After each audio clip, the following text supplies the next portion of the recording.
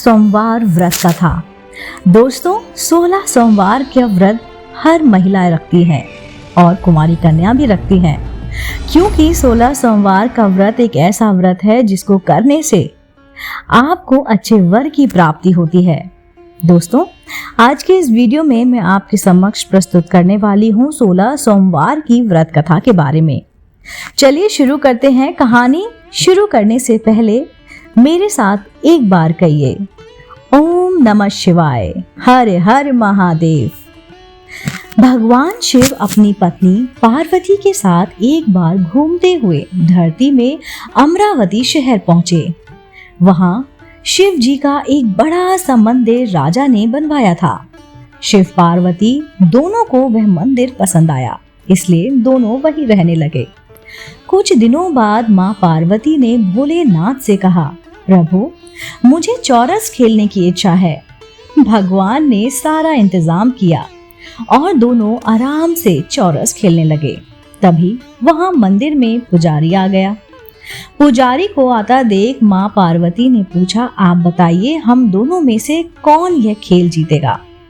जवाब में उन्होंने कहा, महादेव जी ही जीतेंगे। जैसे ही चौरस का खेल खत्म होने लगा तो माता पार्वती जीत गईं। माता पार्वती ने पुजारी की बात गलत साबित होने पर उन्हें झूठ बोलने की सजा के रूप में श्राप देकर कोढ़ी बना दिया। फिर क्या था? फिर माता पार्वती शिव जी के साथ कैलाश लौट आई। अब लोग उस कोढ़ी पुजारी से दूर भागने लगे। राजा ने भी उसे मंदिर के कार्य से मुक्त करके किसी दूसरे ब्राह्मण को मंदिर का पुजारी नियुक्त कर दिया। कोढ़ी पुजारी भी उसी मंदिर के बाहर बैठकर अपने लिए भिक्षा मांगने लगा।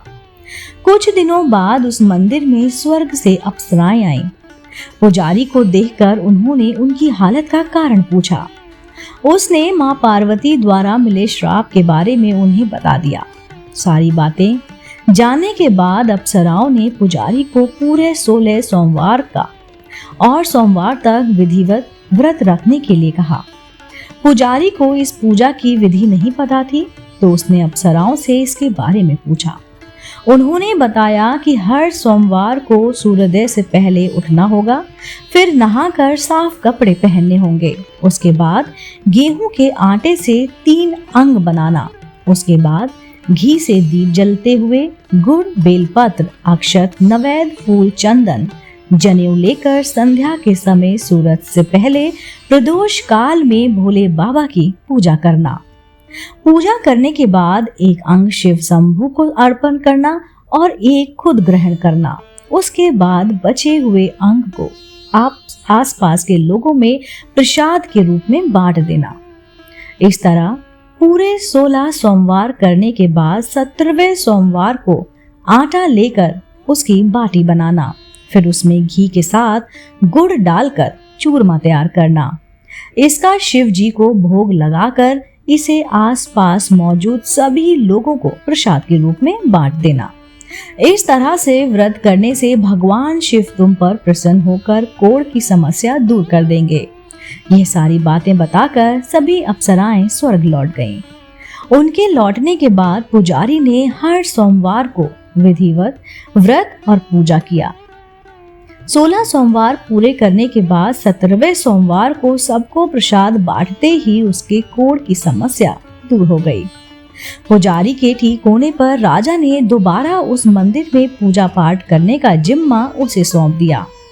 होते होते एक दिन दोबारा भोलेनाथ अपनी पत्नी पार्वती जी के साथ उसी मंदिर में पहुंचे। पार्वती जी ने जब देखा कि वो कोढ़ मुक्त हो गया है, जो उन्होंने पुजारी से पूछा कि ऐसा कैसे हुआ। जवाब में पंडित ने उन्हें 16 सोमवार व्रत करने की अपनी कथा के बारे में बताया। पुजारी की बात सुनकर माँ पार्वती काफी खुश हुई। उन्होंने भी 16 सोमवार व्रत रखने की ठान ली।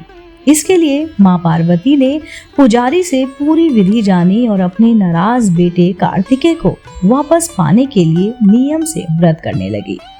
17वें सोमवार को जब उन्होंने सबको प्रसाद बांटा तो उनके कुछ दिनों बाद ही कार्तिकेय लौट आए।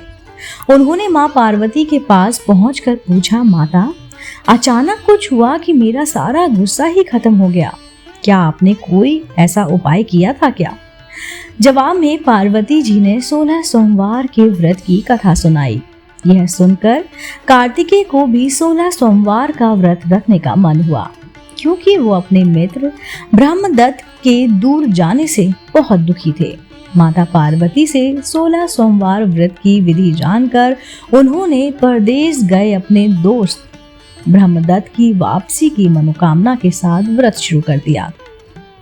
पूरे 16 सोमवार व्रत करने और उनके विधि विधान से समापन करने के कुछ ही दिन बाद कार्तिकेय का दोस्त लौट आया। वापस आने के बाद ब्रह्मदत्त ने कार्तिकेय से पूछा, आखिर ऐसा क्या किया तुमने कि मेरा मन बदल गया? मैं बिल्कुल भी वापस नहीं आना चाहता था, लेकिन एकदम से तुम्हारा ख्याल आया और मैं लौट आया। कार्तिकेय ने भी अपने दोस्त ब्रह्मदत्त को 16 सोमवार व्रत की महिमा के बारे में बताया। इसके बारे में जानने के बाद ब्रह्मदत्त ने भी व्रत रखना शुरू कर दिया। व्रत खत्म होते ही वह अपने दोस्त कार्तिकेय से विदा लेकर यात्रा पर निकल गया। दूसरे नगर पहुंचते ही ब्रह्मदत्त को पता चला कि राजा हर्षवर्धन ने अपनी बेटी गुंजन के विवाह के लिए स्वयंवर रखा है। राजा की प्रतिज्ञा है कि उसकी हथनी जिस भी लड़के के गले में माला डालेगी वही उसकी बेटी से विवाह करेगा। उत्सुक होकर ब्राह्मण भी महल पहुंच गया। वहां कई सारे राजकुमार थे। उसी वक्त हथनी ने अपनी सूंड में माला उठाई और ब्रह्मदत्त के गले में डाल दी। राजा ने अपनी प्रतिज्ञा को पूरा करने के लिए ब्राह्मण ब्रह्मदेव से अपनी बेटी का विवाह करा दिया। शादी के बाद ब्राह्मण से उसकी पत्नी ने पूछा, आखिर आपने ऐसा कौन सा अच्छा कार्य किया था कि हथनी ने सबको छोड़कर आपको मेरे लिए चुना? ब्रह्मदत्त ने उसे 16 सोमवार व्रत के बारे में बताया। राजकुमारी ने ये सब जानने के बाद अपने पति से विधि पूछकर व्रत करना शुरू कर दिया। व्रत के समापन के बाद उसे एक सुंदर सा बेटा हुआ, जिसका नाम गोपाल रखा गया।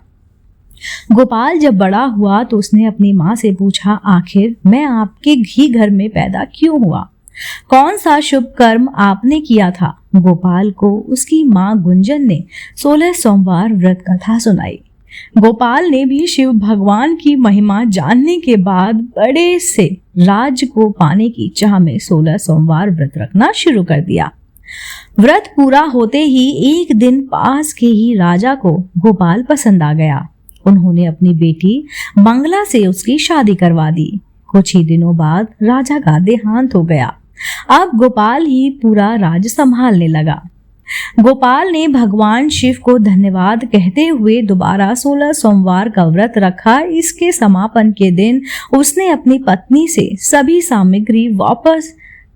सामग्री पास के शिव मंदिर तक पहुंचाने के लिए कहा।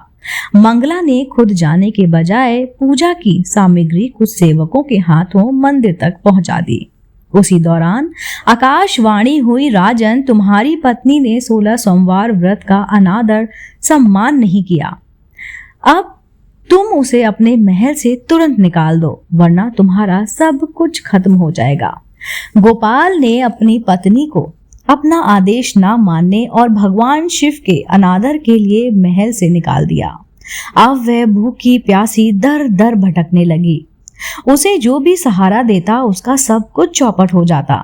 एक दिन उसने एक बुढ़िया की सूत की गठरी को छुआ तो सारा की सारा सूत हवा में उड़ गया।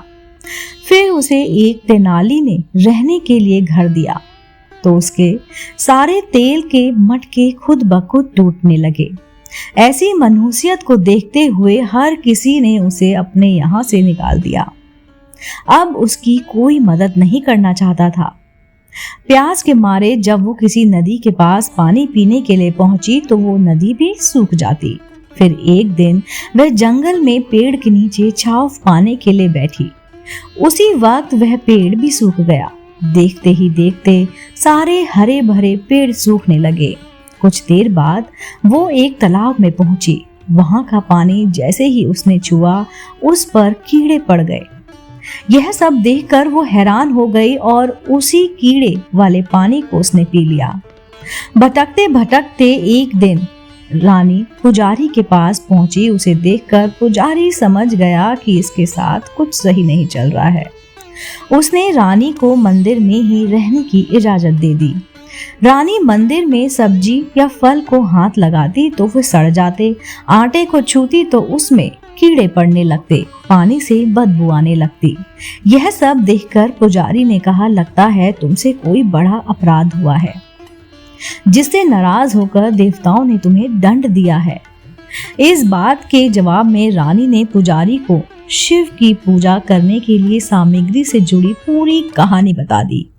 यह बात जानने के बाद पुजारी बोला, तुम कल से ही 16 सोमवार का व्रत करना शुरू करो, इससे प्रसन्न होकर भोलेनाथ तुम्हें माफ कर देंगे। पुजारी से 16 सोमवार की विधि समझने के बाद अगले ही सोमवार से रानी ने व्रत करना शुरू कर दिया। पुजारी उसे हर सोमवार को व्रत कथा सुनाते थे। 17वें सोमवार को जैसे ही रानी ने अपने व्रत का समापन किया, वैसे ही राजा को अपनी पत्नी की याद आ गई। उन्होंने अपने सैनिकों को उसकी खोज में भेजा और घर वापस आने का आदेश दिया। सैनिकों को जब ये बात पता चली तो वह मंदिर में रह रही है, तो उन्होंने रानी को अपने साथ चलने की प्रार्थना की। तभी पुजारी वहां पहुंचे और सैनिकों को वापस महल लौटने के लिए कहा। राजा को जब पता चला कि उसकी पत्नी मंदिर में है, तो वह उसे लेने के लिए वहां पहुंचे। उन्होंने पुजारी से माफी मांगी और सब कुछ बताया। पुजारी ने भी कहा कि यह सब भोले का प्रकोप था, आप अपनी पत्नी को ले जाइए। राजा और रानी के महल पहुंचते ही वहां खुशियां मनाई जाने लगी। खुशी के मारे राजा ने पूरे नगर में मिठाई बंटवाई और ब्राह्मण व निर्धनों को खूब दान दिया। अब रानी महल में भगवान शिव की पूजा और 16 सोमवार का व्रत रखते हुए खुशी खुशी रहने लगी। दोस्तों, कहते हैं कि कहे गए कार्य को ठीक ढंग से करना चाहिए, खासकर पूजा अर्चना को, अन्यथा नकारात्मक परिणाम भुगतने पड़ सकते हैं। दोस्तों, अगर आपको ये कहानी पसंद आई हो तो आप मेरे चैनल आध्यात्मिक कहानियों को तुरंत से लाइक कीजिए, शेयर कीजिए और सब्सक्राइब कीजिए। मैं आपको मिलती हूँ जल्द ही इसी चैनल पर नई रोचक जानकारी और कहानी के साथ। आप देख रहे थे आपका अपना पसंदीदा YouTube चैनल आध्यात्मिक कहानियाँ।